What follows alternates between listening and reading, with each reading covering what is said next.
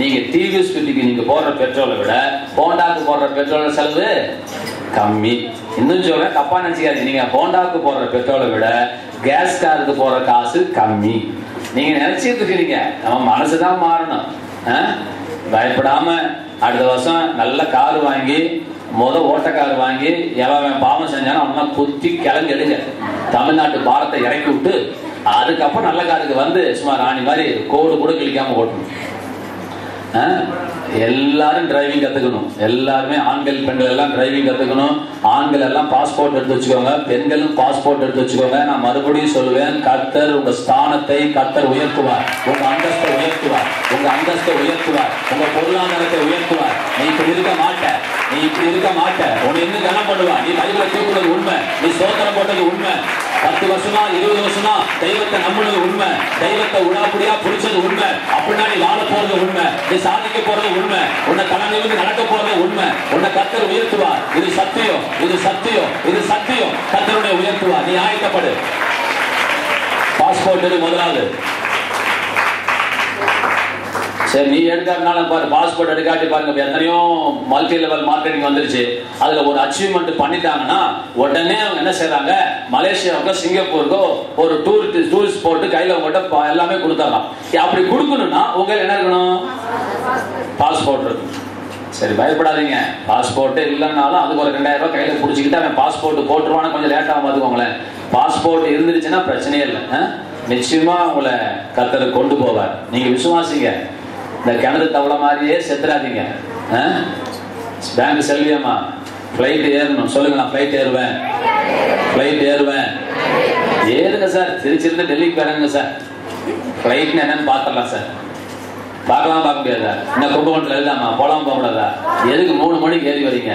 கர்த்தருக்கு சித்தமான உங்களை பிளைட்லயே கர்த்தர் கொண்டு வருவார். உங்களை பிளைட்ல குடும்பத்தோட கொண்டு வருவார். தேவனால முடியும், தேவனால முடியும், தேவனால முடியும், தேவனால முடியும். உலக ஜனங்கள் போறாங்க, கர்த்தருடைய பார்வையில நாயா இருக்கிறவங்க போறாங்க, பிள்ளையா இருக்கிறவங்க போகல. கர்த்தர் காரணம் சொன்னாரு, அப்ப யாரு என் பிள்ளைக்கு வெளி வராதா, அப்ப யாரு என் பிள்ளைக்கு ரோசம் வராதா? என் வீட்டு நாய் நல்லா இருக்கும் போது என் வீட்டு பிள்ளை எப்படி இருக்கணும்? சக்கரவர்த்தி போல இருக்க வேண்டாமா? சக்கரவர்த்தி போல இருக்கணும். சக்கரவர்த்தி போல. இந்த தங்க நகை வாங்கலாம் கேளுங்க, நான் இப்ப சொல்றேன். வைரத்துல நகை வேணும் சொல்லுங்க. வைரத்துல நகை வேணும். கர்த்தாவே எனக்கு வைர நகை வேணும் சொல்லுங்க. பயப்படாம சொல்லுங்க, எனக்கு வைர நகை வேணும், எனக்கு 2 வீலர் வேணும், நல்ல 2 வீலர் வேணும், எனக்கு கார் வேணும், எனக்கு நல்ல வீடு வேணும், எனக்கு நல்ல நிலம் வேணும். இந்த கேட்கறதுக்காம கூலி கேட்குறீங்க? என்ன குசும்பா இருக்குது? நல்லா கேளுங்க, வாயத்தரனா கேளுங்க. எப்ப கேட்போம்? நம்பிக்கை தானே கேட்போம். நல்லா கேளுங்க. உங்க சூழ்நிலையை கர்த்தர் தலைகளா மாற்ற போகிறார். நம்ம சபையினுடைய தலையெழுத்தையே கர்த்தர் மாற்ற போகிறார். சபையே இந்த முஸ்லிம்லயே அப்படி ஒரு திருச்சபை இருக்க போறதில்லை. நம்ம சபை நம்பர் 1 சபையாக மாறும், நம்பர் 1 சபையாக மாறும். கர்த்தர் என்கிட்ட சொன்னதை உங்கள்கிட்ட சொல்லிடுறேன். ஜெயந்தி தெரிஞ்சுக்கோ. கர்த்தர் என்கிட்ட சொன்னாரு. என்ன சொன்னார்னா, உன்னை நீ பண விஷயத்துல வந்து உன் மைண்ட் செட் ஆயிடுச்சு. கர்த்தர் பணம் கொடுப்பார், நீயும் நம்ப வைக்கிற, ஓகே. ஆனா நீ ஒன்ன மறந்துட்ட அப்படின்னாரு. என்ன ஆண்டவரேன்னு கேட்ட. அப்ப ஆண்டவர் என்ன வசனம் சொல்லுது அப்படின்னா, நான் உன்னை ஆசீர்வதிக்கவே ஆசீர்வதித்து, நான் உன்னை அப்படின்னு சொல்லல. இன்னும் கொஞ்சம் மிச்சம் இருக்கு பாருங்க. இன்னும் உன்னை பெருகவே பெருக பண்ணினாரு சொன்னாரு கர்த்தர். கொஞ்சம் விசுவாசம் அங்கேயும் திறந்து விடுவா அப்படின்னாரு. அங்கேயும் திறந்து விடுனாரு. என்னன்னு சொன்னாரு, உன் சபையை நான் வர்த்திக்க பண்ண போகிறேன். உன் பரிசுத்தத்தினால அல்ல, உன் தியாகம் அல்ல, ஆபிரகாமுக்கு நான் பண்ணின உடன்படிக்கை. உன் சந்ததியை நான் ஆசீர்வதிக்கவே ஆசீர்வதித்து, உன் சந்ததியை நான் பெருகவே பெருக பண்ணுவேன். கடற்கரையின் மணலத்தனையாய், வானத்து நட்சத்திரங்கள் அத்தனையாய் நீ என்ன கூடுமானால் என்ன, அதை என்ன கூடுமானால் ஒரு சந்ததியை ஒருவனால் என்ன கூடும் என்று சொன்னாரே, அந்த வாக்குத்தத்தத்தை கர்த்தருடைய திருச்சபை மக்களுக்கு தந்திருக்கிறார். இந்த சபை பெருகும், இந்த சபை வளரும். உட்கார இடமில்லாம வெளியே நின்று நிற்கிற அளவுக்கு கர்த்தர் திரள் கூட்ட ஜனங்களை கர்த்தர் தருவார். ஒரு பின்மாறி மலையை தேவன் வைத்திருக்கிறார். ஒரு மேட்டுப்பாளையத்தில் 8000 பேரை கர்த்தர் கூட்டினது உண்மையானால், ஒரு பின்மாறி மலையில 80,000 பேரை கர்த்தரால் கூட்ட வைக்க முடியும். ஒரு பின்மாறி மலை சபைக்கு உண்டு. ஒரு பின்மாறி மலையை தேவன் நமக்காக வைத்திருக்கிறார். ஒவ்வொரு மனுஷனுடைய வாழ்க்கையில அவன் எப்படி இருக்க போறாங்கிறத அவன் ஆண்டவரை தெரிஞ்சுக்கிட்ட 1 வருஷத்துக்குள்ளேயே நிரூபிச்சிருவார். அது ருசி, அது சாம்பிள் தரார். நம்முடைய சபை ஊழியம் ஆரம்பிக்கப்பட்ட புதுசுல காலுடையாவுக்கு தெரியும், மேட்டுப்பாளத்தில் நம்ம கூட்டம் போட்டு ஒவ்வொரு வாரமும் 8000 பேர் வந்தாங்க. வந்தாங்களா ஐயா? காலுடைய ஐயா சுப்பிரமணியன் தெரியுங்களா? வந்தாங்களா? அவரே அந்த கூட்டம் ரசிக்கப்பட்டவர். 8000 பேர் சும்மா பொட்ட காட்டுல வனாந்தத்துல உட்கார்ந்து இருந்தாங்க. மொட்டை வெயில்ல பிரசங்கம், மொட்டை வெயில்ல பிரசங்கம் சார். சாதாரண ஒரு எஸ்ஓ amplifier, 50 watts amplifier, speaker box கூட கிடையாது. 2 ஹார்னை கட்டிக்கிட்டு 4 பொம்பளைங்களை வச்சுக்கிட்டு அந்த 8000 பேர்த்த மேய்ச்சதுக்கு நாதன் பாசன் மூக்குல கல்ல வச்சார். 8000 பேர் பின் டிராப் சைலன்ஸ்ல கேட்டாங்க. ஆண்டவர் சொன்னார், முன்மாறி பின்மாறி பைபிள்ல வசனம் இருக்கானான்னு கேட்டார். ஆமா ஆண்டவரேன்னு சொன்னேன். அப்பனா ஒரு விதையை விதைச்சோடனே விளையறதுக்கு ஒரு முன்மாறியும் அறுக்கிறதுக்கு முன்னாடி ஒரு மலையும் நான் பைய வைப்பேன்டானாரு. என்ன அர்த்தம்னா, ஒரு ஊழியத்துல நீ பார்த்தது முன்மாறி, பார்க்க போறது பின்மாறி. நீ பார்த்தது முன்மாறி, ஒரு பின்மாறி இருக்குது. அந்த பின்மாரியை பார்க்கவே இல்லை டேவிட் பிரகாஷ் ஆக மாட்டான். ஒரு மாபெரும் எழுப்புதலை சபைக்கு வைத்திருக்கிறார், ஒரு மாபெரும் எழுப்புதலை தேவன் வைத்திருக்கிறார். திரள்கூட்ட ஜனங்களை கர்த்தர் கொண்டு வருவார். ஆபிரகாமுக்கு பண்ண உடன்படிக்கை கர்த்தர் நிறைவேற்றுவார். உன்னை ஆசீர்வதிக்கவே ஆசீர்வதித்து உன்னை பெருகவே பெருக பண்ணுவேன்.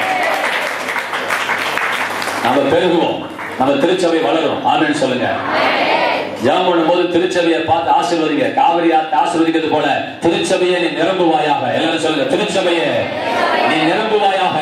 திரள்கூட்ட ஜனங்கள் வருவார்களாக. சாலமோனுடைய ஞானத்தை கேட்டு தென்தேச ராஜஸ்திரியின் 4வது திசையிலிருந்து வந்தது போல இந்த திருச்சபையை நோக்கி 4வது திசையிலிருந்து 4 திசையிலிருந்து 8 திசையிலிருந்து இந்த இடத்தை நிரப்புவார்களாக. அநேக ஆத்துமாக்கள் வருவார்களாக, குடும்ப குடும்பமாய் வருவார்களாக, பெரிய பெரிய அரசியல்வாதிகள் ரட்சிக்கப்படுவார்களாக. கர்த்தர் இந்த சபையை ஆசீர்வதிப்பார். காவிரி ஆற்றுல தண்ணியை கர்த்தரால கொண்டு வரணும்னா இந்த சபையில தேவனால ஏன் ஆத்துமாக்களை கொண்டு வர முடியாது? அது வேற இது வேறையா? கிடையாது. அதுவும் ஒன்றுதான், இதுவும் ஒன்றுதான். கர்த்தர் அற்புதங்களை செய்வார். அதை விசுவாசமா இருங்கள். ஒரு பெரிய எதிர்பார்ப்போடு இருங்கள். வந்துட்டு சும்மா போகாம ஒரு உயிர் முயற்சி, ஒரு பலனோடு இங்கிருந்து போங்க. அது தேவ பலன். கர்த்தருக்காய் காத்திருக்கிறவர்கள் கழுகுகளை போல செட்டைகளை அடித்து உயர எழுப்புவார்கள் என்று வேதம் சொல்லுது. அது எனக்கு கழுகு ஏன் குருவின்னு சொல்லக்கூடாது அப்படின்னா, நீ நான் நினைக்கிற கழுகை பத்தி சொல்லல. சங்கீதம் 103:5 வர கழுகை பத்தி கர்த்தர் பேசுகிறார். என்ன என் ஆத்மாவை கர்த்தரை சொன்னதுக்கு அப்புறம் 3வது வசனம் சொல்லுது, உன் வயது மறுபடியும் வாழ வயது போலாகிறது. உனக்கு மறுபடியும் உனக்கு இளமையை தருவேன், மறுபடியும் பலனை தருவேன் சொன்னார். உனக்கு ஒரு புதிய பலனை கர்த்தர் வைத்திருக்கிறார். உனக்கு ஒரு புதிய பலன் கைத்தட்ட தேவ சமூகத்துல லந்தவனமாய் போகக்கூடாது. ஒரு பலன் உனக்குள்ளே வருகிறது. ஒரு பலன் உனக்குள்ளே வருகிறது. ஒரு பலன் உனக்குள்ளே வருகிறது. ஒரு பலன் உனக்குள்ளே வருகிறது. ஒரு பலன் வருகிறது. நீ பெற்றுக்கொள். நீ விசுவாசி. கர்த்தர் தந்துட்டார், விசுவாசி. கர்த்தர் தராது, கர்த்தர் தருகிறார். இந்த ஆராதனையிலே ஒவ்வொரு நிமிஷத்திலே கர்த்தர் தந்து கொண்டே இருக்கிறார். ஜீவ நதி பாய்ந்து கொண்டே இருக்கிறது. அந்த நதி போகுமிடம் எங்கோ, யாவரோ ஆரோக்கியப்பட்டு பிழைப்பார்கள்.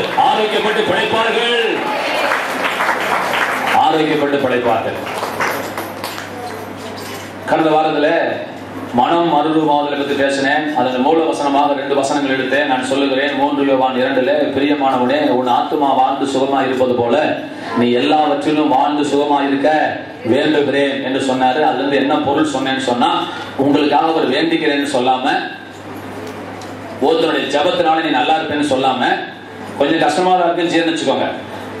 நீ இன்னொருத்தன் ஜெபம் பண்ணா நீ நல்லா இருப்ப அப்படின்னு யோவான் சொல்லாம, நான் ஜெபம் பண்ணா நீ நல்லா இருப்பேன்னு சொல்லாம, நான் உனக்காக ஜெபம் பண்ணிக்கிறேன், ஆனா என் ஜெபத்தை ஒரு நிமிஷம் பாரு, உன் ஆத்மா எந்த அளவுக்கு வாழ்ந்திருக்குதோ அந்த அளவுக்கு தான் எல்லாவற்றிலும் வாழ்ந்திருப்பாய், எல்லாவற்றிலும் வெற்றி பெற்றிருப்பாய் அப்படின்னு அவர் சொன்னார்.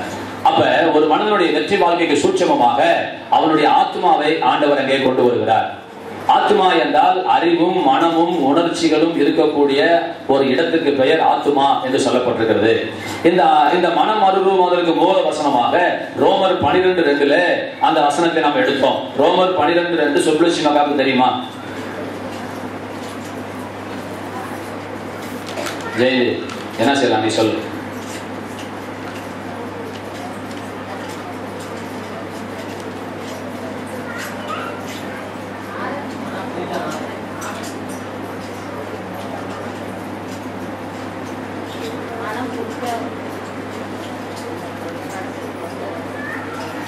அதனால படிக்க முடியாது இல்லையா? படிக்க முடியாது. சொல்லுங்க.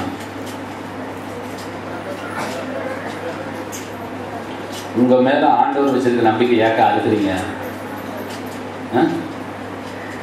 பையன் படிக்கலன்னு கவலைப்படுறீங்களே.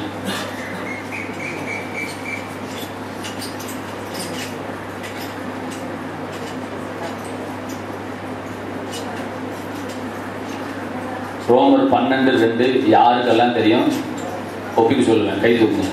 சும்மா கை தூக்கி மாட்டிக்கிறீங்க. கை தூக்குங்க. சரியாதா? தெரிஞ்சவங்க கை தூக்குன்னு சொன்னேன். தூக்கிட்டு கீழே போடாது. நான் பாருங்க. கை தூக்கு சொன்ன எனக்காக நல்லா தூக்குங்க. திரும்பி பாருங்க. திரும்பி பாருங்கன்னு சொன்னேன். உங்களுக்காக தான் சொன்னேன். பின்னாடி கடைசி வரைக்கும் பாருங்க. சுசாசி தெரியாது இல்லையா? நீங்க மத்தியானம் சோறு தீங்க கூடாது. நான் 100 தடவை சொல்றேன். நீங்க மத்தியானம் சோறு தீங்க கூடாது. எங்கிட்ட ஒப்பிச்சு தான் நீங்க சோறு தீங்கணும்.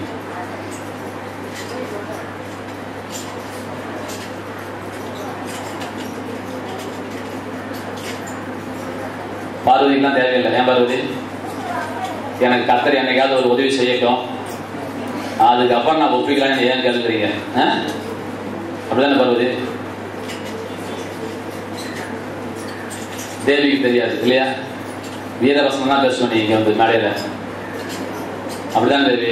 இப்ப எல்லாத்தையும் கர்த்தர் பார்த்துட்டு இருக்கிறார். புரியுதா? 50 மச்சம் இருந்தா தங்கத்துக்கு ஒரு வேலை, 65 மச்சம் இருந்தா தங்கத்துக்கு ஒரு வேலை, 75 மச்சம் இருந்தா அதுக்கு ஒரு வேலை வைக்கிறான் கடைக்காரன். ஒரு எல்கேஜி ஸ்டூடெண்டா இருந்தா கூட அதை பரிச்சு வச்சு A grade, B grade, C கிரேடுன்னு சொல்லி வைக்கிறான். நீ எந்த கிரேட்ல இருக்க போறன்னு எனக்கு தெரியல.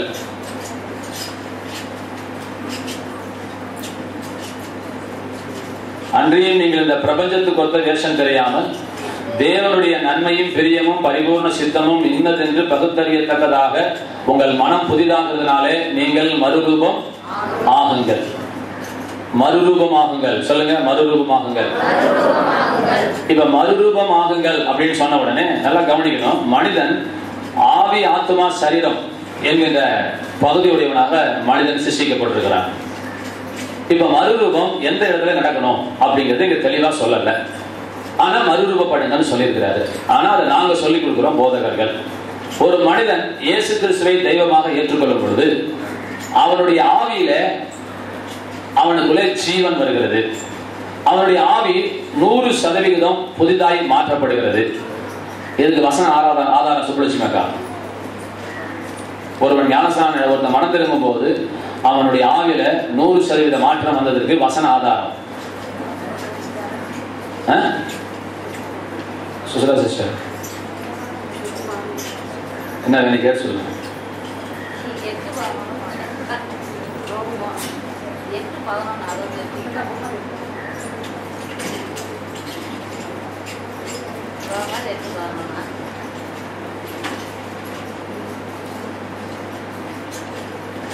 நான் வசந்தா பைபிள் போட்டுட்டு இருக்கேன். பார்க்காத அசந்த அர்த்தம் சொல்லு. நான் என்ன கேட்டேன்? நான் என்ன கேள்வி கேட்டேன்? கேள்வி என்ன கேட்டேன்? கேள்வி என்ன கேட்டேன்? கேள்வி என்ன கேட்டேன்? நான் கேட்டேன் ஆவி. அப்புறம்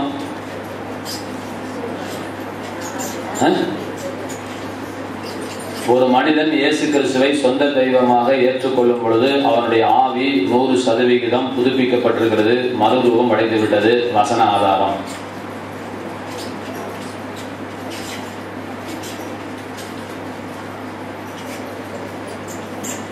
ரெண்டு வருஷம் ஆனாலும் நான் பிரசங்கம் பண்ண மாட்டேன். நான் சொல்றேன். இந்த விக்கிக்கும் தெரியாது இல்லையா? டேவிட் தெரியாதா? கேட்டுட்டீங்களா? டேவிட் தெரியுங்களா? உங்களுக்கு தெரியல இல்லையா?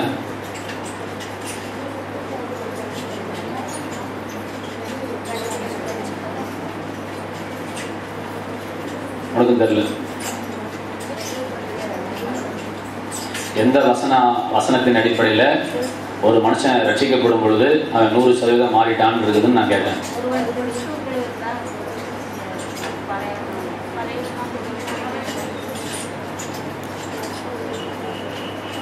ஒருவன் கிறிஸ்துவுக்குள் இருந்தால் புது சிருஷ்டியாக இருக்கிறான், பழையவைகள் எல்லாம் ஒழிந்து போயின, எல்லாம் புதிதாயின என்கிற வார்த்தையிலிருந்து ஒரு மனுஷன் ரட்சிக்கப்படும் பொழுது அவனுடைய ஆவியில அவன் 100% மாறிவிட்டான்.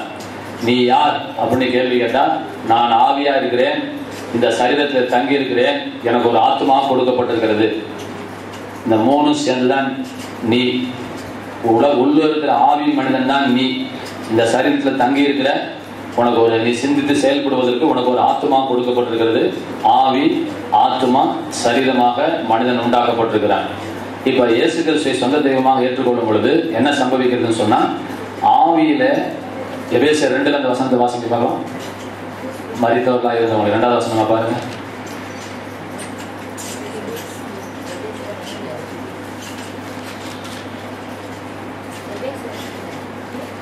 வசனம் இல்லையா? 2வது வசனம் வாசி. 2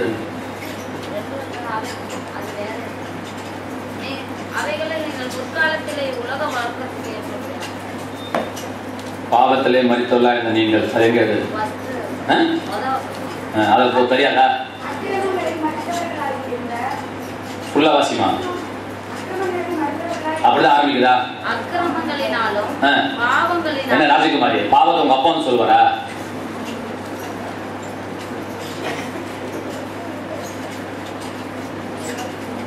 வாசிங்க.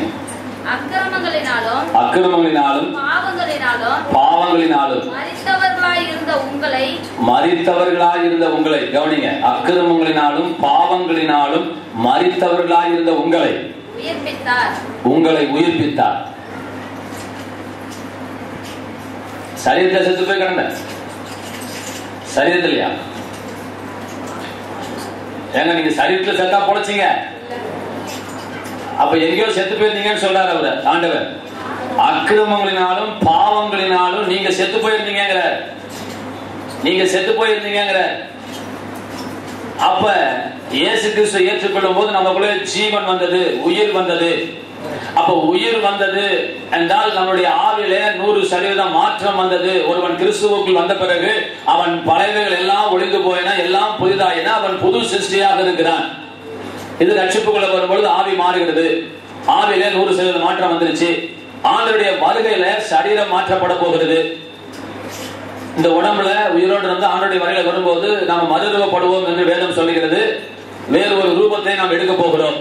அப்ப இந்த சரீரத்தை பத்தி நமக்கு பிரச்சனை இல்லை, ஆவியை பத்தியும் பிரச்சனை இல்லை. ரெண்டையுமே ஆண்டவர் பொறுப்படுத்துகிட்டாரு. அவருடைய ரெஸ்பான்சிபிலிட்டி அவர் பொறுப்படுத்துகிட்டாரு. நான் ரெண்டையும் நான் மாத்துறேன். ஆனா ஒண்ணு தெரிஞ்சுக்கோ, ஆத்மாவாகிய உன்னுடைய மனம் நீ பிறந்த நாள்ல இருந்து சாகர வரைக்கும் அது மாறிக்கொண்டே இருக்க வேண்டும், வளர்ந்து கொண்டே இருக்க வேண்டும், மாறிக்கொண்டே இருக்க வேண்டும், புதிதாகி கொண்டே இருக்க வேண்டும். அதான் மனம் புதிதாகுதல். மனம் புதிதாகுதல். இதுல ஒரு விஷயம் சொல்றேன், கற்றுக்கொள்ள வேண்டிய விஷயம் சீக்கிரம் சொல்றேன். உயிர் வருவதற்கு முன்பதாக நீங்க எப்படி இருந்தீங்கன்னா மரித்து போயிருந்தீர்கள் அப்படின்னு சொல்ற. அப்ப மரித்து போயிருந்தீங்க அப்படின்னா எதுல மரிச்சு போயிருக்கிறோம் அப்படின்னா ஆவியில மரித்து போயிருந்தோம். மரணம் என்றால் என்ன? பிரிவு. மரணம் எத்தனை வகைப்படும்? போன வாரம் இங்க சொல்லி கொடுத்தனா மரணம் எத்தனை வகைப்படும் முஸ்லிம் சபையில சொல்லி கொடுத்தனா. அற்புதம். மரணம் எத்தனை வகைப்படும் முஸ்லிம் சபையில சொல்லி கொடுத்தனா. கீதா சிஸ்டர் தெரியுமா? மரணம் எத்தனை வகைப்படும்? 3. பரவாயில்ல, தைரியமா சொல்லுங்கம்மா. என்னம்மா நான் 2 கொம்பா வச்சுட்டு இருக்கேன், தப்புனா வாய்ஸ் அதை கூட சொல்லாம உட்காந்துருக்காங்களே. 10 கூட சொல்லுங்க, நான் சந்தோஷப்படுறேன். கர்த்தரை இறங்கி வந்துடுறாரு. 10 நோட் பண்ண வச்சுக்கு வந்துடுவார். ஏ அப்பா, ஏன்னா எனக்கே தெரியாம 10 சொல்றாங்க வந்துடுவார். நோட்ஸ் எடுக்க சொல்லுங்க.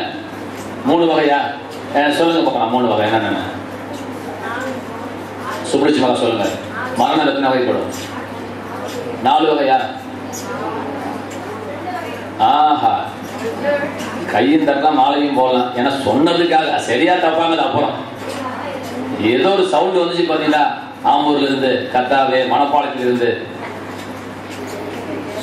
ஆம்பூர்காரங்கலாம் வரும்போது தயவுசெய்து ஒரு கொழுக்கட்டை எல்லாம் பணியாரம் வாங்கி வாய்க்குள்ள போட்டு வச்சுட்டு அப்படியே உட்காந்துருங்க. கொலக்குடி ஜனங்கள் எல்லாம் கண்ணுக்கு துணி கட்டிக்கிட்டு தூங்கிட்டு இருங்க.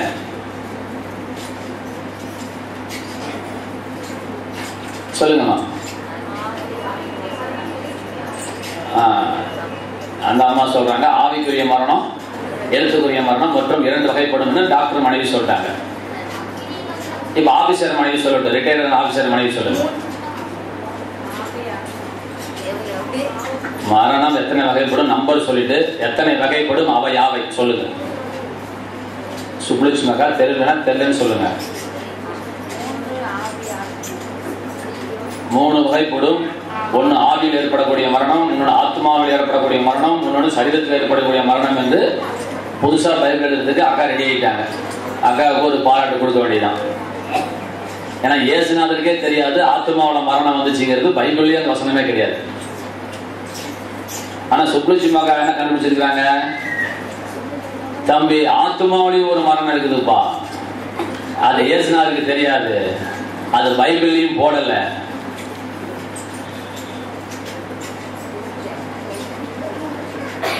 வாசிப்போம் மத்தேயு 8:22. நான் சொல்லக்கூடியது அடுத்த வாரம் நீங்க சொல்லணும். எத்தனை வகைப்படும் மரணம் நம்ம சொல்லி தர போறேன். மொத்தம் 3 வகைப்படும். அதுல 2 வகை மத்தேயு 2:22 வந்துருது. ஒன்னொன்னு வெளிப்படுத்தின விஷயம் 20 கடைசியில வருது. ரோமர் 6 கடைசியில வருது. நான் சொல்றேன் வாசிங்க, 3 வாசிப்போம். மத்தேயு 8:22 2 வசனம், 2 மரணம் வருது. என்னன்னு தெரிஞ்சுக்கோங்க, வாசிங்க. அதற்கு இயேசு மரித்தோர் தங்கள் மரித்தோரை அடக்கம் பண்ணட்டும். எல்லாரும் சொல்லுங்க, மரித்தோர் தங்கள் மரித்தோரை அடக்கம் பண்ணட்டும். இயேசு கிறிஸ்துவ ஊழியத்துக்கு பின்பற்றி வர ஒருத்தன் வரும் பொழுது, எங்க அப்பா செத்துட்டாரு புதைச்சிட்டு வரேன்னு கேட்டான். ஆண்டவர் சொன்னாரு, செத்து போனவன் புதைக்கிட்டாரு. செத்து போனவன் புதைக்கிட்டாரு. எத்தனை சாவு வந்துச்சு இதுல? 2 சாவு வந்துச்சு. செத்து போனவன் இவன் நடந்துட்டு இருக்கிறான், அவன் பணமா கலக்கிறான். 2 பேர்த்தையும் கதை என்ன சொன்னாரு? மரித்தோர். என்ன போல மரித்தோர் தங்கள் மரித்தோரை. அப்ப இவன் எதுல செத்து போயிருந்தான்? அவன் எதுல செத்து போயிருந்தான்? உசுரோடு இருக்கிறவன் ஆவியில செத்து போய் கிடக்கிறான். அவன் ஆவியிலும் செத்து போய் சரீரத்திலையும் செத்து போயிருக்கிறான், ஆத்மாவில் இல்ல. அந்த சரீரத்திலையும் செத்து போயிட்டான். அப்ப இங்க 2 வகையான மரணம் வருது. ஒன்னு ஆவியில் உண்டாகிற மரணம், ஒன்னு சரீரத்தில் வரக்கூடிய மரணம். மரணம் என்றால் பிரிவு. ரைட். இன்னொரு வகை மரணத்தை வேதம் சொல்லுகிறது. நல்ல கவனிங்க. இது வெளிப்படுத்தின விசேஷம் 20 கடைசிக்கு போங்க. கடைசி தானே, அதுக்கு முந்தின வசனமா வாசிங்க. அப்பொழுது மரணமும் பாதாளமும் அக்கினி கடலிலே தள்ளப்பட்டது. இது 2ஆம் மரணம். சொல்லுங்க, 2ஆம் மரணம். 2ஆம் மரணம் என்னன்னு கேட்டா தெரியலங்காதீங்க. நரகத்துக்கு பேரு 2ஆம் மரணம். நரகத்துக்கு பேரு ஏன்னா அது கடவுளை விட்டு அவன் பிரிஞ்சதுனால, அவன் நிரந்தர ஆக்கினி அடைகிறதுனால அதுக்கு பேரு 2ஆம் மரணம்னு கர்த்தர் பேர் வச்சார். இப்ப ஒரு கேள்வி, கர்த்தர் 2ஆம் மரணம் பைபிள் சொல்லப்பட்டிருக்குது, அப்படின்னா 1ஆம் மரணம் ஒரு மரணம் வரணுமா வரக்கூடாதா? இப்ப ஒரு கேள்வி, 1ஆம் மரணம். இப்போ இன்னொரு கேள்வி கேட்கிறேன். இப்ப அந்த அக்கினியின் கந்தகளில் கூடிய நரகத்தை ஒரு மரணம்னு சொன்னாரா? மத்தேயு 8:22 2 மரணம் வருதா? இப்ப நம்ம கண்ணுக்கு எத்தனை மரணம் தெரியுது? 3 மரணம் தெரியுது. புரியுதா? முதல்ல சொல்லட்டுமா? உங்க பையனை கொஞ்ச நாள் விட்டீங்க. மத்தேயு 8:22 2 மரணம் இருக்குதா? செத்தவனை புதைக்கிட்டு இருந்தாரா? எத்தனை மரணம் வந்துச்சு? ஒருத்தன் செத்து போய் கிடக்கிறான், அவனும் செத்தவைங்கிறாரு. புதைக்க போறவனையும் செத்து போனவைங்கிறாரு. இவனும் மரிச்சவன் தான், அவனும் மரிச்சவன் தாங்கிறாரு. அவங்கேயும் மரணம் சம்பவித்து விட்டது, இங்கேயும் மரணம் சம்பவிச்சுங்கிறார். எப்படி? அவனுக்கு சரீரத்திலேயும் ஆவிலையும் மரணம், உனக்கு ஆவியில மட்டும் மரணம் வந்திருக்குன்னு சொன்னார். 2 மரணம். வெளிப்படுத்தின விசேஷத்துக்கு போகும்பொழுது அக்கினியும் கந்தகம் எரிகின்ற கடல், அதுதான் 2ஆம் மரணம் சொல்றாரு. நம்ம பாஷையில சொல்ல போனா நரகம். ரைட்டா? இப்ப நரகத்தை 2ஆம் மரணம் என்று சொல்றாரு. அப்ப 1ஆம் மரணம் எது டாக்டர் சார்? என் கேள்வி புரிஞ்சுட்டீங்களா? நரகத்தை 2ஆவது மரணம் பைபிள் சொல்லுது. 1ஆவது மரணம்ங்கிறது ஒரு வசனம் கூட கிடையாது. கூத்து பாருங்க. இது நான் அடிக்கடி கேட்பேன், வடக்கில் தென்னா தெற்கு தெரியுதுன்னு சொல்லுவோம் பாத்தீங்களா? இப்ப கர்த்தர் கூத்தரிக்கிறார் பாருங்க, அவரோட விளையாட்டு பாருங்க. 1ஆம் மரணத்தை எதுன்னு சொல்லாமலே 2ஆம் மரணங்கிற வார்த்தை உள்ள விட்டுட்டு போயிட்டார். எப்படி பார்த்தீங்களா? அப்ப 1ஆம் மரணம் எது? ரொம்ப கஷ்டப்படாதீங்க, இருக்கிறத 2 மரணம் தான். மொத்தம் 3, அதுல 1 சொல்லியாச்சு. முதல் 2 வச்சுக்கோங்க. ஆவியில 1, சரீரத்துல 1. இந்த 2ல எது 1ஆம் மரணம்? ஆவியில ஏற்பட்ட மரணம் தான் 1ஆம் மரணம். புரிஞ்சுக்கோங்க. இந்த சரீர மரணத்துல பாவியும் போயாவணும், நீயும் நானும் போயாவணும். இதை கர்த்தர் கணக்கே எடுக்கல. சரீர மரணத்தை தேவன் ஒரு பொருட்டா இல்ல. இந்த அவரை விட்டு பேரு தான் அவருக்கு மெயின். இந்த உடம்பு விட்டு உசுறு போனா அவனுக்கு என்ன? அவனும் செத்து போனா இவனும் செத்து போனா, இவனும் செத்த நரகம் தான், இவனும் செத்த நரகம் தான். அவன் நடக்கிற போனோம், அவன் நடக்காத போனோம், கத்தரை போறதுல அவன் போனோம். எப்ப போனாச்சு அவன் என்னைக்கு ஆண்டவருடைய துண்டிப்பை அறுத்து கொண்டானோ, உறவை அறுத்து கொண்டானோ, அன்றைக்கே அவன் போனமா போயிட்டான். அப்ப முதலாம் மரணங்கள் எதுன்னா, ஆதாம் என்னைக்கு அந்த கனியை சாப்பிடும் நாளில் நீ சாகவே சாகுவாயின்னு கர்த்தர் சொன்னாரோ அன்னைக்கே முதலாம் மரணம் மனுக்குலத்துக்கு வந்து விட்டது. அப்ப அதுதான் முதலாம் மரணம். இரண்டாம் மரணங்கிறது அக்கினியும் கந்தகம் எரிகின்ற கடல். அப்ப மொத்தம் 3 வகையான மரணங்கள் பேச்சுவாக்கில் இருக்கிறது. ஒன்று ஆவியில் ஏற்பட்ட மரணம், அதுதான் பாவத்திலே மரித்தவர்களாய் இருந்த உங்களை தேவன் உயிர்ப்பித்தார் அப்படின்னு எபேசியர் 2ல வாசிக்கிறோம். இன்னொரு வசனம் வாசிங்க, ரோமர் 6:23 கடைசி வசனம் வாசிக்கும் பொழுது பாவத்தின் சம்பளம் மரணம். சொல்லுங்க. இப்ப சொல்லு ராஜகுமாரி, இந்த மரணம் என்ன மரணம்?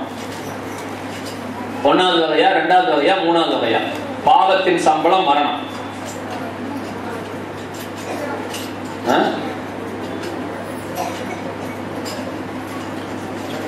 சொல்லுங்க சுப்ரஜ்மன், சொல்லுங்க. 3 குழம்பிருச்சுப்பா, முட்டை குழம்புன மாதிரி. இனிமே நீ 2 கூட்டல் 3 எவ்வளோன்னு கேட்டா கூட சொல்ல முடியாது. ஸ்டேட்டுக்கு நான் வந்துட்டேன், கொஞ்சம் இன்னைக்கு ஒரு நாள் விட்டு ரெஸ்ட் கொடு. ரைட்டானக்கா? ரெஸ்ட் விட்டுட்டுமா? குழம்பிருச்சுல?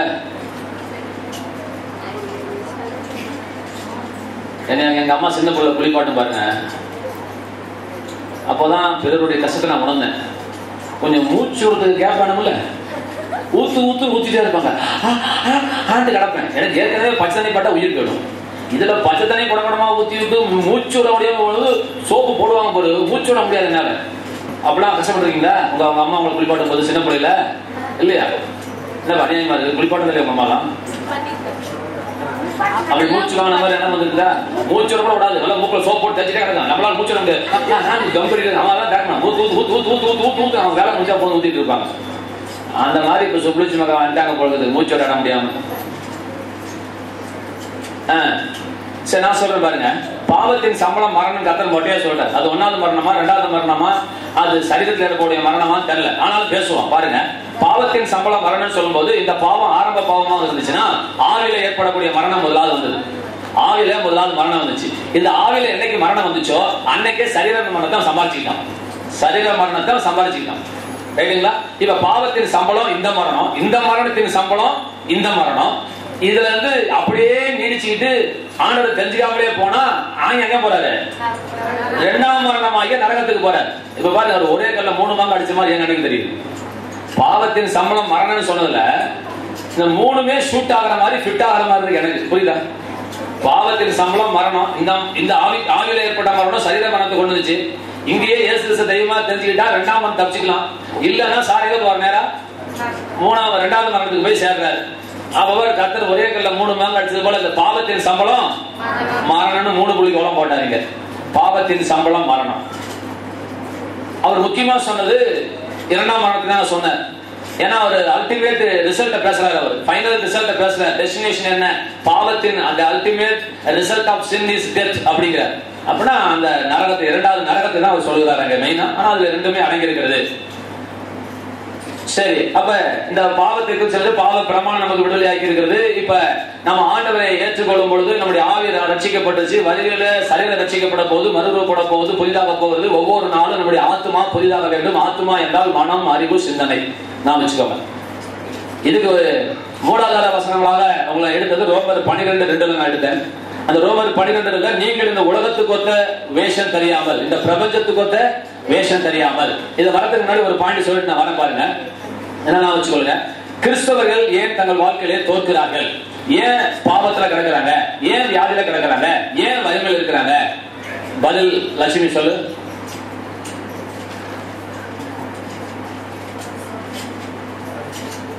நான் சொல்லி கொடுத்த பாடத்துக்கு தகுந்தமா சொல்லி சொன்னது ரைட் ஒத்துக்கிறேன். சொன்னது ரைட்டு தான். ஒரு ஏன் கார்ல போலங்கிறீங்க, காசு இல்லைங்கிறீங்க, கரெக்ட் தான். அவங்க அம்மா ஏழைங்கிற கரெக்ட் தான். அவங்க அப்பா பிச்சைக்காரங்கிற கரெக்ட் தான். இப்ப நான் சொல்லி கொடுத்த சப்ஜெக்டுக்கு ரெலவெண்டாவா?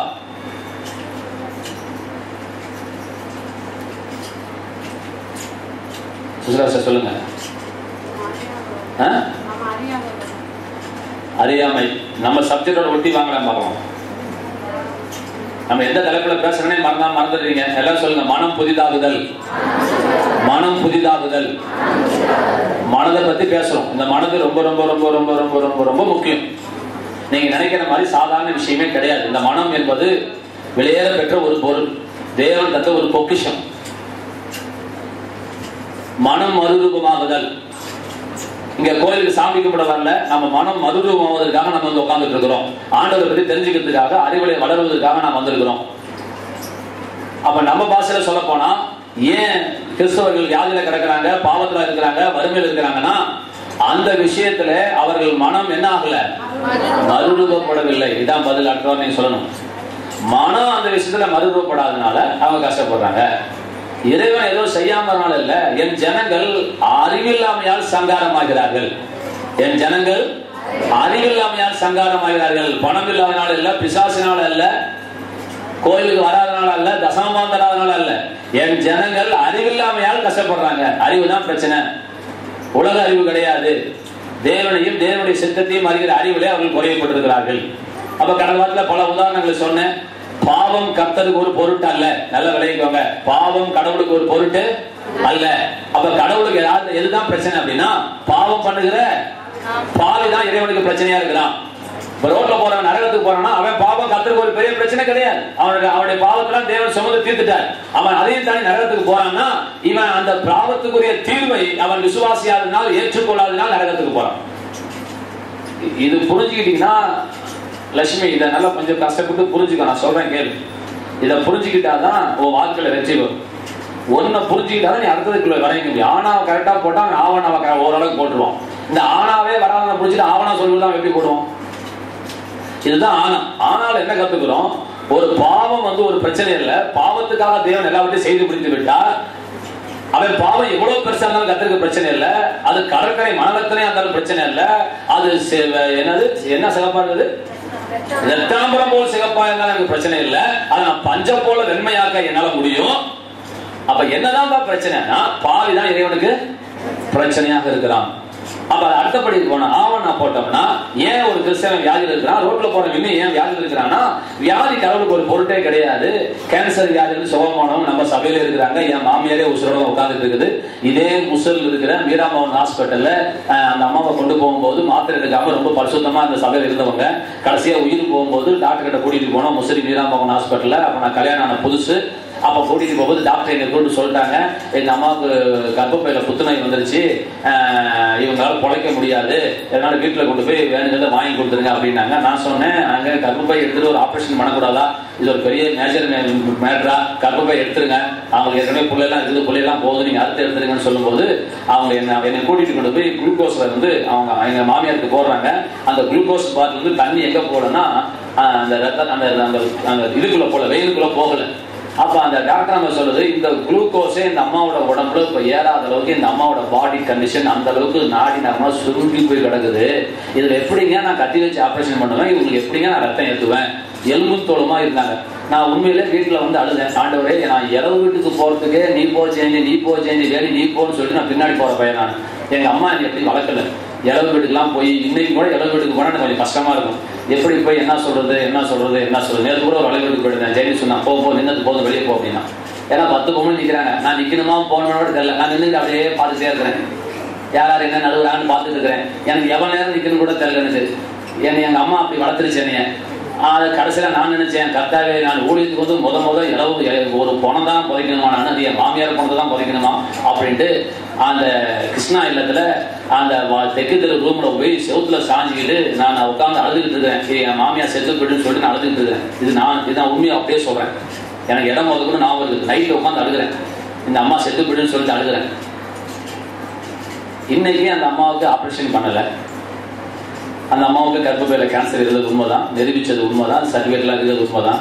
இன்னைக்கு அந்த அம்மா உட்காந்துருக்காங்களா, உட்காந்துருக்கு இல்லையா, கை தருங்க. 25 வருஷமா உட்காந்தா இருக்கிறாங்க. என்னை விட என் பொண்டாட்டி விட நல்லா கொண்டாதான் இருக்கிறாங்க. தின்னு 2 சேர் செய்ய ஆர்டர் கொடுத்துருக்கிறேன். அந்த போட்டியில இப்ப பங்கெடுத்துக்கிறாங்க. சுப்புலட்சுமியா சுசிலாவா நானா அப்படின்னு அந்த மும்மோனி போட்டியில அந்த அம்மா இப்ப பங்கேற்று வந்திருக்கிறாங்க. கூட்டா ஜெயிச்சிருவாங்க போல இருக்குது. நல்லாதான் இருக்கிறாங்க. இதே கொப்பம்பேட்டில எய்ட்ஸ் வியாதியில ஒரு பொண்ணு இன்னைக்கு வர சொன்னேன், நான் வரல. ஏற்கனவே சாட்சி சொல்லியிருக்கிறேன். அந்த 500 கவுண்டிங்ல இருந்தது. கடைசியில் ஆண்டர்குள்ள வந்து ஒரு 850 900 வந்து இப்ப வந்து 1800 2000 வரைக்கும் வந்து இப்ப டாக்டர் சொல்லிட்டான், இனி எய்ட்ஸ் வியாதிக்கு உங்களுக்கு சம்பந்தம் கிடையாது, எய்ட்ஸ் வியாதினா நீங்க சாக மாட்டீங்கன்னு சொல்லி கையெழுத்து போய் எப்படி போல இருக்குன்னு சொல்லி அனுப்பிச்சிட்டான். அந்த பொண்ணுக்கு கொள்ள சந்தோஷம். அதை நான் ஜெயந்தே அது வீடியோவாவது எடுத்து மட்டும் போட்டு காட்டலாம் ஜெயந்தி. அது கடமை நினைக்கிறது பாரு பித்திரு சொல்லு. அப்ப எய்ட்ஸ் வியாதி கதை சுகம் தரலையா? சுகம் தந்தாருங்களா? நேற்று துறையூர் கூட்டத்தில் என்ன சொல்ல கேளுங்க. இங்க கவனிங்க கீதாமா. துறையூர் கூட்டத்துல மண்பாறையில இருந்து ஒரு அம்மா வந்து 17 ஆண்டுகளாக குழந்தை பாக்கியம் இல்லாமல், கவனிங்க 17 வருஷமா குழந்தை பாக்கியம் இல்லாம அமாவாசை ஜபத்துக்கு வந்து அடுத்த அமாவாசை ஜபத்துக்குள்ளேயே அவங்க கர்ப்பமாகி அதுக்கப்புறம் அவங்க டெஸ்டிங்க்கு போய் குழந்தை இருக்குன்னு சொல்லி அந்த வளகாப்பு வரைக்கும் சர்ச்சுக்கு வாரம் வந்தாங்க. ஒரு வாரம் விடாம வந்தாங்க சபைக்கு. இப்ப போன வாரம் வந்து அந்த குழந்தையை பிரதிஷ்டை பண்ணிட்டு நிசாந்த் அப்படின்னு பேர் வச்சுட்டு போனாங்க. ஆண் குழந்தை சுகப்பிரசவமா ஆச்சு. இது சொல்லுங்க டாக்டர் சார். 17 வருஷம் கழிச்சு ஒரு அம்மா வந்து நார்மல் டெலிவரிக்கு இங்க இருக்கிற டாக்டர் விட்டுருவானா? கடவுளே விட மாட்டான். 5 வருஷம் போச்சுனாலே முடியாதுங்கிறான். 5 வருஷம் லேட் மேரேஜ் லேட் டிலே குழந்தைனா முடியாதுங்கிறான் சார். 17 வருஷமா குழந்தை இல்லாம இருந்து அவங்க குழந்தைய பெற்றது மாத்திரமல்ல, கர்த்தர் ஒரு ஆண் சிங்கத்தை கர்த்தர் தந்து 6 நார்மல் டெலிவரியை கொடுத்து இன்னைக்கு சபையில நேற்று வந்து பேர் வச்சுட்டு போறாங்க நிசாந்த் சொல்லி.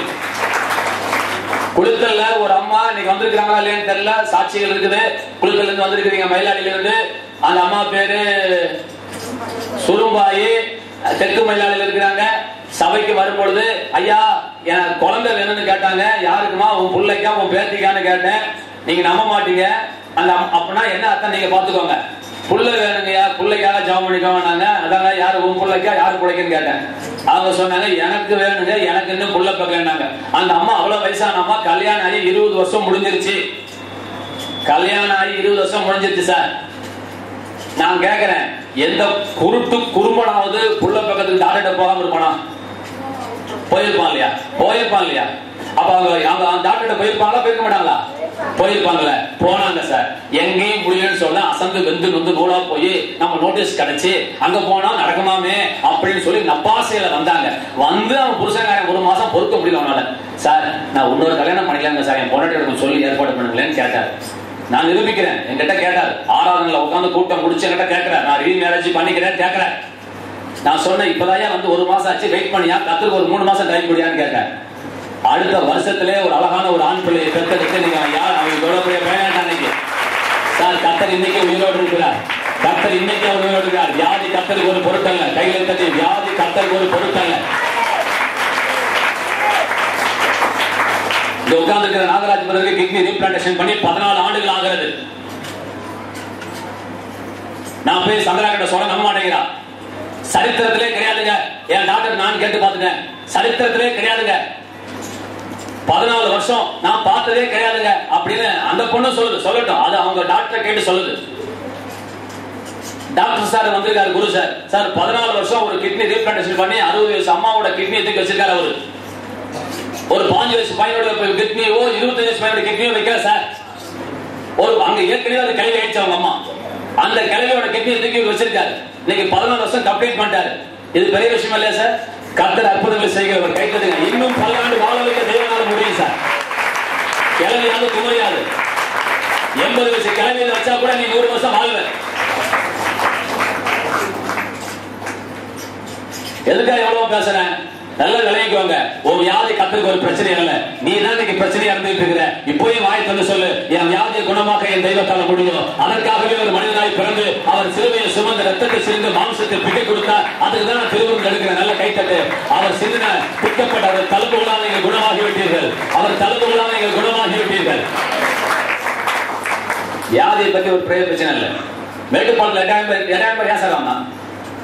எத்தனை ஊமை பேசி எத்தனை செவிடு கெட்டுச்சு. இங்க இருக்கிற கொலக்குடியில பவுனாம்பால் 7 வருஷமா இதே மாதிரி நடந்து காட்டலையா?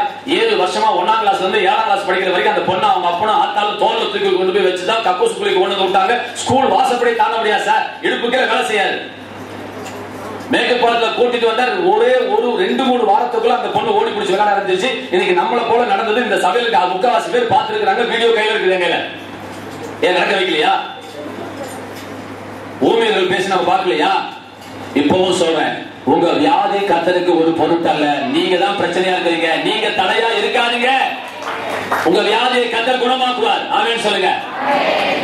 அப்ப வியாதியில கிறிஸ்தவன் கஷ்டப்படுறானா, என் வியாதியை இறைவன் சுமந்தார் என்று இவன் அறிவுல இவன் மறுரூபமாகாதனால், இவன் ஆத்மா புதிதாக இருக்கிறார், இவன் மனம் புதிதாக இருக்கிறார், இவன் இருக்கிறான்.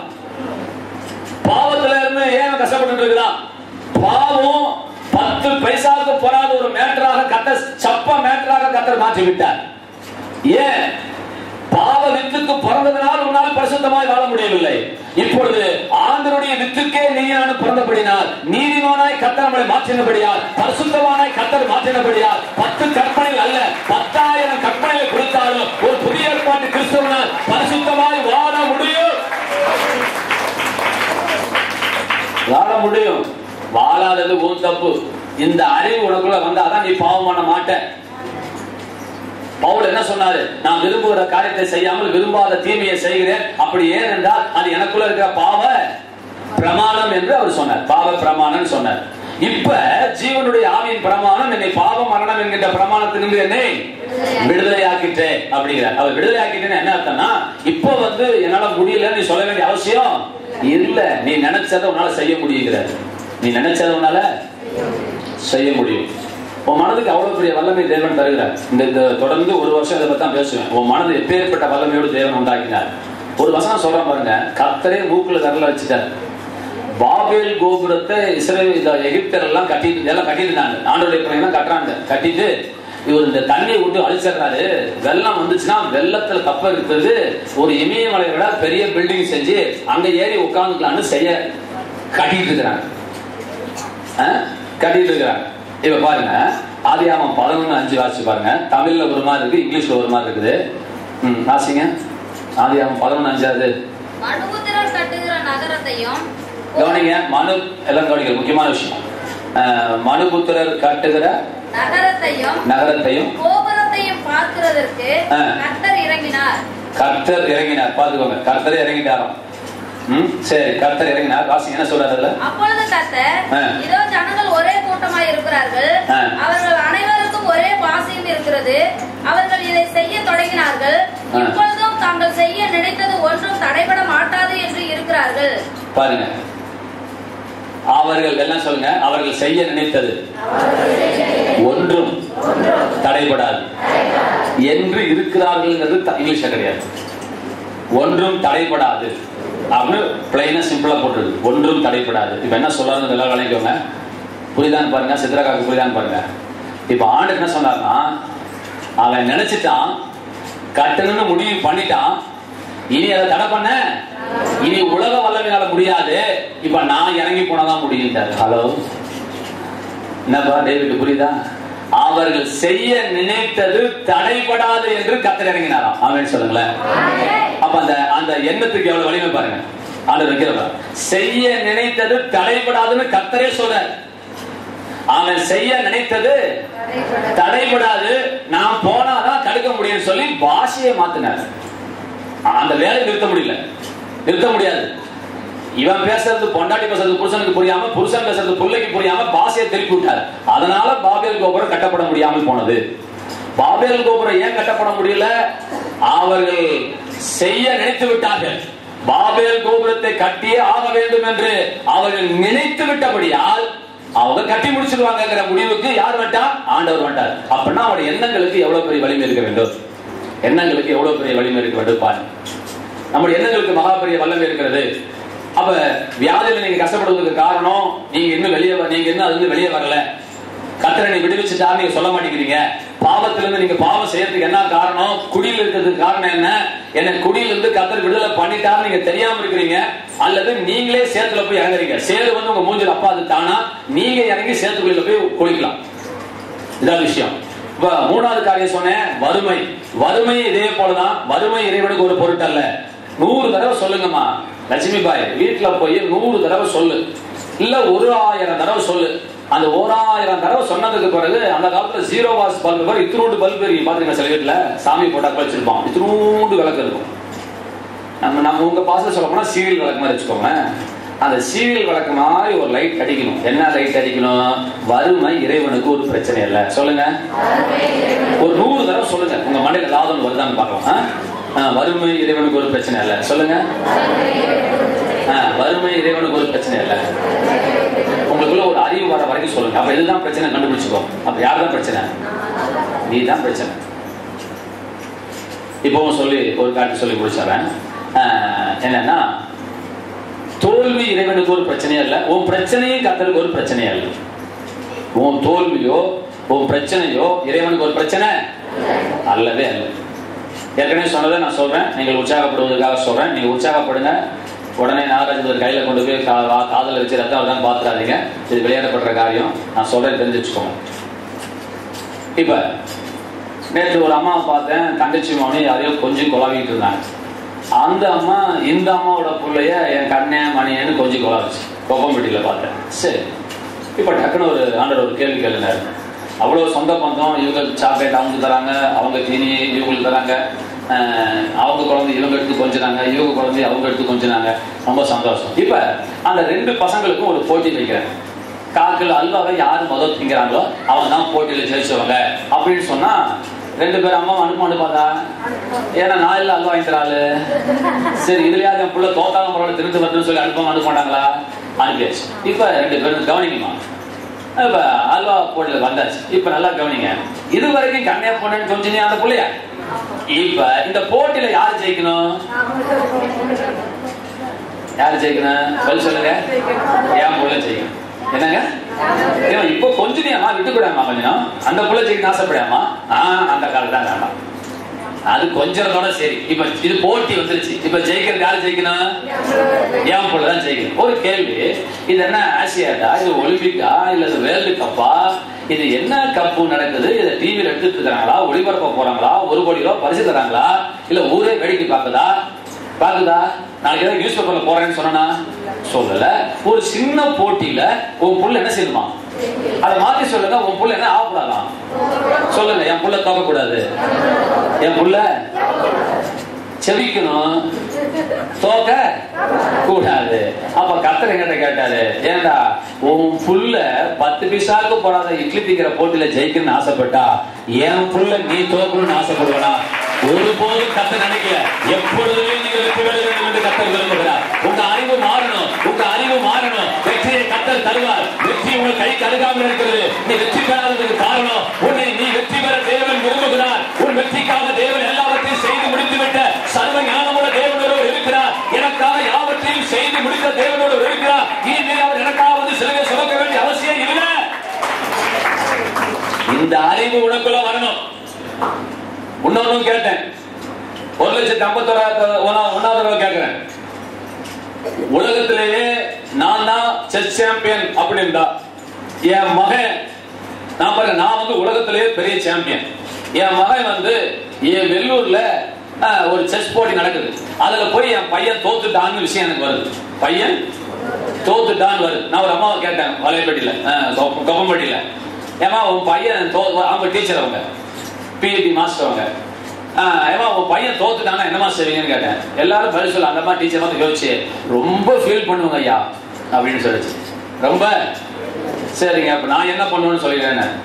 நான் என்ன பண்ணுவேன்னு சொல்றேன். கீதாமா கேக்குறீங்களா? பிள்ளைய பிஎஸ்சி 31,500 ரூபாய் கொடுத்து படிக்க வைக்கிறது முக்கியம் இல்லை. அவனை கரை ஏத்தணும். நீங்க கரை ஏறுங்க, அவன் கரை ஏறுவான். உங்க மண்டையில இப்ப நான் சொல்லுறது இறங்குச்சுன்னா அவனுக்கு அவங்க வாத்தியார் சொல்றது இறங்கும். உங்களுக்காக தான் பேசிட்டு இருக்கிறேன். வெற்றி எப்படி வரும்னு கேட்டுட்டு வாங்க. ஒரே ஃபீலிங்கா இருக்குன்னு சொன்னாங்க. ரொம்ப ஃபீலிங்கா இருக்கு பாஸ்டர் அப்படின்னாங்க. சரி, நான் என்ன செய்வேன்னு சொல்றேன். உங்களை பத்தி தெரியாதுங்க, என்னை பத்தி சொல்றேன். என்ன பாஸ்டர் செய்வீங்க? என் புள்ள செத்துட்டாங்கிற கேள்வி கேட்டு அடுத்த நிமிஷத்துல இந்த கல்யாணம் நின்று போச்சுன்னா, அந்த பழைய மூச்சு நின்று போச்சுன்னு, என் புள்ள தோத்தாங்கிற செய்தி வந்துச்சுன்னா என் மூச்சு அடைச்சு நான் செத்து விட தூக்கு போட்டு தொங்கிடும். நான் உலகத்துல நம்பர் 1 இருக்கும்போது என் புள்ள வெள்ளூர் நடக்கிற டோர்னமெண்ட்ல தோக்கணுமா? என் புள்ளைய முதல் வீட்டோட தாண்ட விட மாட்டேன். தெரியுதுங்களா? என்ன ஜெயிச்சுட்டு தான், ஹலோ, என்ன ஜெயிச்சுட்டு தான் நீ செஸ்ல மத்தமட்டுக்கு விளையாடணும். உன் வாழ்க்கையில தோல் என்ன ராஜன் சார், புரியுதுங்களா சார்? என்ன சார், ஒரு மனுஷன் புள்ள பார்க்காத ஒரு மனுஷனுக்கு ஆசையை பாடுறாங்க. என்ன சார் புள்ள வந்தா இப்படி வளர்க்கணும்னு உனக்கு உன் புள்ள விளையாட்டுல ஒரு டோர்னமெண்ட், ஒரு தெருவுல ஒரு ஆடி மாசத்துல பொங்கல்ல ஒரு திருவிழா நடக்குது, இந்த தெருவுல ஒரு செஸ் டோர்னமெண்ட்ல உன் மகன் தோக்க கூடாதுன்னு நீ நினைச்சனா? ஆண்டவர் எல்லாவற்றையும் நம்பர் ஒன்னா இருக்கிறாரே, நீ தோப்பதை கத்தர் விரும்புவாரா? கைத்தறிய நீ தோக்கத தேவன் விரும்பவே இல்லையா? விளையாட்டுல நீ வாழ்க்கையில தோக்குறிய மகளே, நீ வாழ்க்கையில தோத்துக்கிட்டு இருக்கிறிய, நீ வாழ்க்கையில தோத்துக்கிட்டு இருக்கிறிய, உன்னை ஆண்டவர் பார்த்துட்டு இருக்காரு சொல்றிய, அவர் அழுது கொண்டிருக்கிறார் உனக்காக.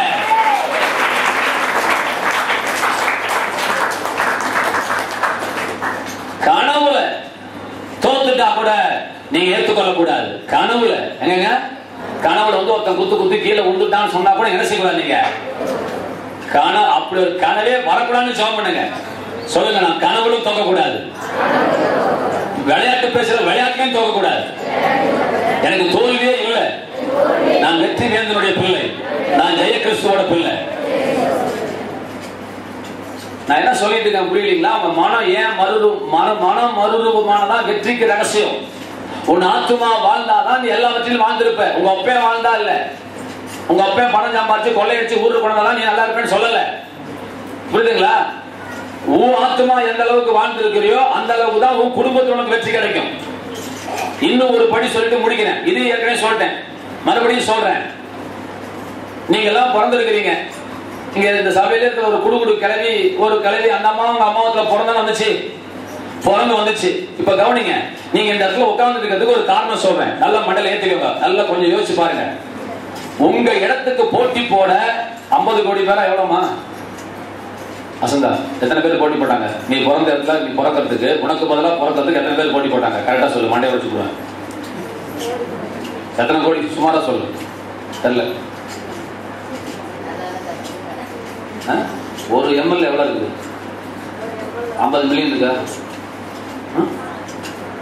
50 மில்லியன் 5 கோடி ஆயிடுச்சா?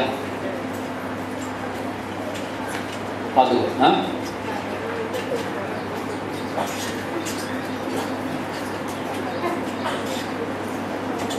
படிச்சவங்களா உட்காந்துருக்காங்க, டாக்டர் சார் தெரியும் நினைக்கிறேன். ஒரு எம்எல்ஏ 50 மில்லியன் உயிரெடுக்கல் இருக்கிறது ஆணினுடைய செமன்ல. ஒரு எம்எல் இப்படி எத்தனை எம்எல் உள்ளக்குள்ள போத தெரியாது. அப்ப குறைஞ்சது வச்சுக்கோங்க, ஒரு 50 கோடி வச்சுக்கோங்க. சரி, வேணா ஒரு 25 கோடி. 25 கோடி பேரு நீ பிறக்க வேண்டிய இடத்துல அவங்க பிறக்கிறதுக்கு ட்ரை பண்ணாங்க. அர்த்தம் முடியுதா பாருங்க? நீங்க பிறக்க வேண்டிய இடத்துல வேற 25 கோடி பேர் போட்டி போட்டாங்க. உங்க அப்பா வயிற்றுல இருந்து புறப்பட்ட 25 கோடி பேர்த்துல யார்தான் உங்க அம்மா வீட்டுக்குள்ள பூந்து குழந்தையா மாறினாங்கன்னு கேள்வி கேட்டா, கர்த்தர் ஒரு போட்டி வச்சார். என்ன போட்டினா, இட்லி திங்கிற போட்டியோ, மாவாட்டுற போட்டியோ, தூங்குற போட்டியோ, கொட்டாய விடுற போட்டியோ கிடையாது, கோல போட்டி கிடையாது. என்ன போட்டினா, ஒருத்தருக்கு ஒருத்தர் சண்டை போட்டு யாரு ஜெயிக்கிறாங்களோ இந்த 50 கோடி பேர்த்துல எல்லாத்தையும் அடிச்சு தோக்கடிச்சுட்டு எவன் ஒருத்தன் வரானோ அவன் தான் எங்க போகணும், அந்த அம்மாவோட கருமுட்டைக்குள்ள உள்ளுக்குள்ள போய் குழந்தையா மாறணும்னு தேவன் ஒரு திட்டம் வச்சிருக்காரு. என்ன தம்பி புரியுதா? நாமக்கல் தம்பி பேருமா சரவணன், என்ன சொல்றது புரியுதா? அப்போ ஒரு 25 கோடி பேர் வச்சுக்கலாம் மினிமம். 25 கோடி பேர் நீ பிறந்த இடத்துக்கு அப்ளிகேஷன் போட்டாங்க. 25 கோடி பேர் எக்ஸாம் எழுதுனாங்க. 25 கோடி பேர்த்தையும் தோக்கடிச்சாலும் யார் தெரியுங்களா? சொல்லுங்க, நான் தான் சொல்லுங்க. கைத்தட்டுங்க. நீ ஜெயிச்சதுனால பிறந்தே இருக்கிற கைத்தட்டு. உன் பிறப்பே கத்தர் வெற்றி வச்சிருக்காங்க. வீட்டுல போய் யோசி யோசி யோசி யோசி யோசி, உனக்கு வெற்றி கிடைக்கட்டும். உன் பிறப்பே வெற்றி, உன் பிறப்பே வெற்றி, உன் பேச்சே வெற்றியாக இருக்கட்டும், உன் மூச்சு வெற்றியாக இருக்கட்டும். அவர் ஜெயமெடுத்த தேவன், அவர் தோல்வியை காணாதவர், அவர் தோல்வியை அடையாதவர், தோல்வியை விரும்பாதவர். அவர் டிக்ஷனரியில தோல்வியே இல்லை. அவருக்கு பிறந்த பிள்ளையா நீ? அவருக்கு பிறந்த புள்ள நீ தோக்க மாட்ட. ஆமென் சொல்லுங்க. நீங்க தோக்க மாட்டீங்க. இதுக்கு 10 பைசா செலவு பண்ண அவசியம் இல்லை. உட்கார்ந்த இடத்துல நான் தோக்க மாட்டேன் நீ நம்பினா போதும். நான் தெய்வத்தோட புள்ள. சொல்லுங்க, நான் தெய்வத்தோட புள்ள. என் புள்ள தோக்குறத நான் விரும்பாதது போல நான் தோக்குறத என் அப்பா விரும்பல. என்கிட்ட ஆண்டவர் ஒண்ணு கேட்டாரு, என்ன நீ ஆனந்தம் பேசிட்டே இருக்கிற? அவன் எதுல சாம்பியன்? செஸ்ன்னு கேட்டாரு. கேரம் போர்டு விளையாடுவான் அவன். இல்ல ஆண்டவர், டென்னிஸ், கிரிக்கெட் அறிவாள் தானே அவன். கிரிக்கெட் விளையாட சொல்லு. பிரியாணி போட்டு வைக்க சொல்லு, ஓட்டை போட்டு வைக்க சொல்லு, ஆட்டை போட்டு வைக்க சொல்லு, பாட்டு போட்டு ஜெயிப்பானா? ஜெயிக்குமானா? என்னன்றத சொல்ல வரேன்னு கேட்டேன். அவன் ஒன்றுல தாண்டா சாம்பியன், நான் எல்லாத்துலயும் சாம்பியனா இருக்கிறேன். நீ ஏன் புள்ள உன்னை எல்லாத்துலயும் உருவாக்குவேன். கையில தட்டி உன்னை எல்லாத்துலயும் 50 நாள் கத்தர் மாற்றுவார். பூமியில உள்ள சகல ஜனங்களை பார்க்கிறோம், பூமியில உள்ள சகல ஜனங்களை பார்க்கிறோம். நான் உன்னை நேர்மையாக வைப்பேன், நான் உன்னை நேர்மையாக வைப்பேன். தங்களை கூடி கைகளை தட்டி நன்றி நன்றி நன்றி நன்றி நன்றி நன்றி. உன் ஆத்மா மறுரூபப்படட்டும், உன் ஆத்மா மறுரூபப்படட்டும், உன் எண்ணம் மறுரூபப்படட்டும். உனக்கு வியாதிக்கு சம்பந்தம் இல்லை. நீ வியாதியை ஜெயிக்கவன், நீ பாவத்தை ஜெயிச்சவன். நீ மறித்தவன், பாவத்துக்கு நீங்க விடுதலையாக்கப்பட்டிருக்கிறார். நீங்கள் நியாயப்பிரமாணத்துக்கு கீழ்ப்பட்டாமல் கிருபைக்கு கீழ்ப்பட்டிருக்கிறபடியால் பாவம் உங்களை மேற்கொள்ள மாட்டாது. எந்த சோதனையும் உங்களை மேற்கொள்ள மாட்டாது. பாதாளத்தின் வாசல்கள் உங்களை மேற்கொள்ள மாட்டாது. வியாதி உங்களை மேற்கொள்ள முடியாது. வறுமை உங்களை மேற்கொள்ள முடியாது. மேற்கொள்ளவே முடியாது. கண்களை மூடுங்க, ஜெபிக்க போகிறோம். பிரியமானவர்களே, நல்லா கவனிங்க. உங்க மனம் மறுரூபமாகணும். சும்மா வந்தோம் போனோம் கிடையாது. வந்தோம் போனட்டு போகாதீங்க. வந்தோம் போனோம்னா கர்த்தர் அப்படிலாம் செய்ய முடியாது. விபத்தை இறைவனால் தடுக்க கூடுமையானால் உலகத்துல ஒரு விபத்து கூட நடக்கக்கூடாது. கண்ணீரை இறைவன் துடைக்க கூடுமையானால் உலகத்துல ஒரு பய கூட கண்ணீர் வடிக்க கூடாது. கர்த்தர் கண்ணீர் துடைக்கிற வேலையும் கர்த்தர்ட்ட கிடையாது. ஆக்சிடென்ட் ஆன காப்பாற்றுற வேலையும் கர்த்தர்ட்ட கிடையாது. அவ்வளவு கல்நெஞ்சக்காரரா கிடையாது. காப்பாற்றுறதுக்கான வழியை வச்சிருக்காரு, உன் மண்டையில மூலியை வச்சிருக்கிறாரு. அதை வச்சுதான் நீ தப்பணும், அதை வச்சுதான் நீ தப்பணும். சனிக்கிழமை நான் துறையூர் ஆராதனைக்கு போயிட்டு இருக்கும் பொழுது ஐத்தாம்படி தாண்டின உடனே சொரியப்படி தாண்டி இருக்குன்னு நினைக்கிறேன். ஒரு லாரி அந்த லோடு எனக்கு ஆச்சரியமா இருக்கு. அந்த லோடு கட்டியிருக்கான், காரப்பாய் போட்டது அப்படியே 50 டிகிரிக்கு மேல சாஞ்சிருச்சு. அந்த வண்டியே நான் பார்க்கறேன், வண்டியே தூக்கிட்டு தான் ஓடுது. ஒரு சின்ன கல், ஒரு கூட பெரிய கல்லு தெரியாது, நம்ம கொட்டாமச்சி விட்டா கூட வண்டி அப்படியே ஸ்கிட் ஆயிடும். அவ்வளோ லோடு சாஞ்சிட்டு போயிடுச்சு. நான் ஜாட காமிச்சேன், அந்த டிரைவருக்கு புரியல. அப்ப நான் ஆண்டவர்கிட்ட கேட்டேன், ஆண்டவரே என்ன ஆண்டவரே செத்துக்கிட்டு போயிடுவானா அப்படின்னு கேட்டேன். அப்ப ஆண்டவர் எனக்கு ஒரு காரியத்தை உணர்த்தினார். நல்லா விளையிக்கோங்க, என்னங்கிறத நீங்க புரிஞ்சுக்கோங்க, இறைவனை புரிஞ்சுக்கோங்க, வந்துட்டு சும்மா போகாதீங்க. அப்ப நான் ஆண்டவர்கிட்ட கேட்டேன், ஆண்டவரே நான் சொல்லி அவனுக்கு புரியல, அவனுக்கு உணர்த்த வேண்டியது யாரு பொறுப்பு ஆண்டவரேன்னு கேட்டேன். அவங்க அம்மா வந்து சொல்லணுமா, அவங்க அப்பா வந்து சொல்லுவானா, அவன் வீட்டுல இருக்க பொண்டாட்டி தெரியுமா அந்த கொடை சாஞ்சிட்டு இருக்கிறது, எப்படி ஆண்டவரேன்னு கேட்டேன். அப்ப கர்த்தர் சொன்னாரு, நீங்க எல்லாம் மறந்தாலும் நான் மறக்க மாட்டேன், நான் சொல்லுவேன், நான் சொல்லுவேன். அது ஏன் கடமை, அது ஏன் கடமை. பௌத்த கணக்கையாவது சொம்பத்துக்கு ஓட வச்சாவது அதை பார்க்க வச்சு விடுவாரு, அந்த வண்டி விடாது.